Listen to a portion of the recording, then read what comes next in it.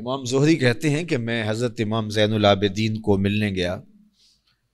یہ وہ زمانہ تھا کہ جب امام زین العابدین کے ہاتھوں میں ہتھ کڑیاں اور پاؤں میں زنجیریں ڈالی گئی تھی۔ دوبارہ جب عبد الملک کے زمانے میں، مروان کے زمانے میں تکلیفیں اٹھائی گئیں اور ان کو اذیتیں پہنچائی گئی، تو کہا کہ امام زہری کہتے ہیں کہ میرے ضبط کے بندھن ٹوٹ گئے، مجھ سے برداشت نہ ہوا۔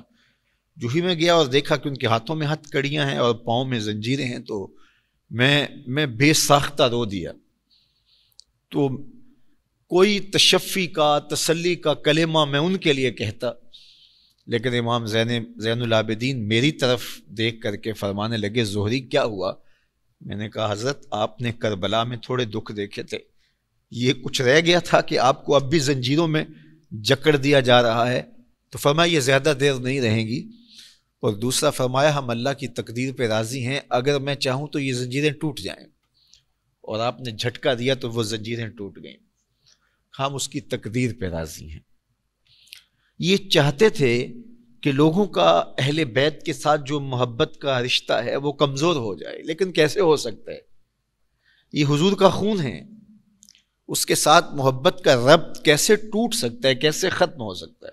شاہی جلالت کے باوجود لوگ ان کی پرواہ نہیں کرتے تھے، اور اہل بیت کے لیے لوگوں کی آنکھیں فرشیرہ ہوتی تھی۔ حشام بن عبد الملک بنو امیہ کا بڑا تگڑا حکمران گزرا ہے، یہ حج کرنے کے لیے آیا۔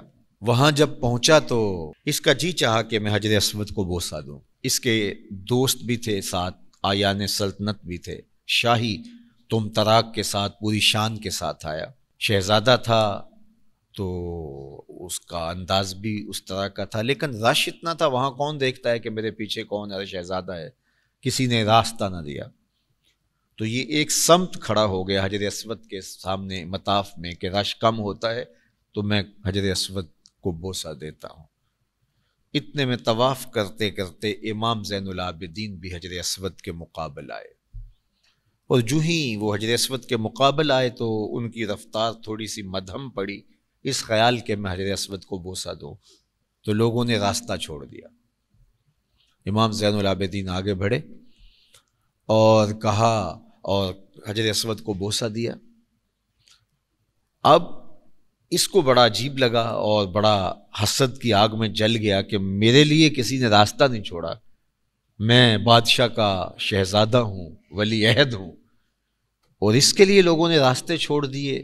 تو وہ از راہ تحقیر اپنے درباری شاعر فرزدق سے، یہ حشام کے ساتھ تھا، تو امام زین العابدین نے جو ہی کعبۃ اللہ کے قریب جا کے حجر اسود کو چوما اور لوگوں نے راستہ چھوڑا، تکریم دی، تو اس نے جل بھن کر کے ابو فراس سے کہا یہ کون ہے؟ حالانکہ یہ جانتا تھا یہ امام زین العابدین ہے، لیکن بعض کا تجاہل عارفانہ کر کے کسی کی اہمیت گھٹائی جاتی ہے کہ یہ کون ہے۔ تو اس نے کہا یہ کون ہے؟ تو اس کا مطلب یہی تھا کہ یہ مذمت میں کچھ کہے گا اور میرے دل کو تسکین ہو جائے گی جو زخم پہنچا ہے۔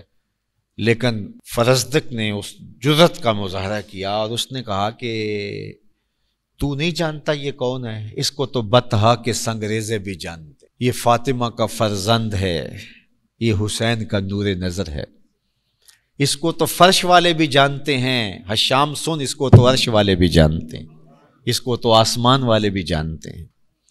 اور پھر کہا تیرا من ہوا کہنا اس معرفہ کو نکرہ نہیں کر دے گا، تیرا تو جاہل عارفانہ یہ کون ہے؟ تو کہا تیرا یہ کہنا اس معرفہ کو نکرہ نہیں کر دے گا، یہ کل بھی معرفہ تھا، یہ آج بھی معرفہ۔ اور وہاں کھڑے کھڑے امام زین العابدین کی شان میں ایک لمبا قصیدہ لکھ دیا۔ اسے غصہ آیا کہ میں کیا اس سے پوچھنا چاہ رہا تھا، اور یہ شاعر اس کو سمجھنا چاہیے تھا، اور یہ الٹا ان کی شان میں لکھ رہا ہے، تو اس نے قید کروا دیا۔ تو امام زین العابدین کو پتہ چلا تو انہوں نے اشرفیوں کی کچھ تھیلیاں ہدیہ کے طور پہ بھیجی۔ فرزدق نے اس کو شکریہ کے ساتھ واپس کیا اور کہا کہ حضرت میں نے یہ قصیدہ ان اشرفیوں کے لیے نہیں، آپ کے نانا کی شفاعت کے لیے کیا۔ اللہ اکبر۔ آپ نے فرمایا کہ ہم جس کو دے دیں واپس نہیں لیتے۔ تو یہ تھی پذیرائی، اور اس پذیرائی کو ختم کرنے کے لیے کوشش ہوتی رہی، لیکن یہ عزت اہل بیت کرام کو جو دی گئی ہے یہ حضور کی نسبت سے دی گئی ہے، یہ فرزند ہیں، خون ہے رسول صلی اللہ علیہ وآلہ وسلم کا۔ رسول اللہ صلی اللہ علیہ وسلم نے آخری حج کے موقع پر مخاطب کر کے اپنی امت سے کہا اذکرکم اللہ فی اہل بیتی، میں اپنے اہل بیت کے بارے میں تمہیں اللہ سے ڈراتا ہوں، تذکیر کرتا ہوں، نصیحت کرتا ہوں کہ میرے اہل بیت کے معاملے کے اندر تم کوتاہی کا ارتکاب نہ کرنا۔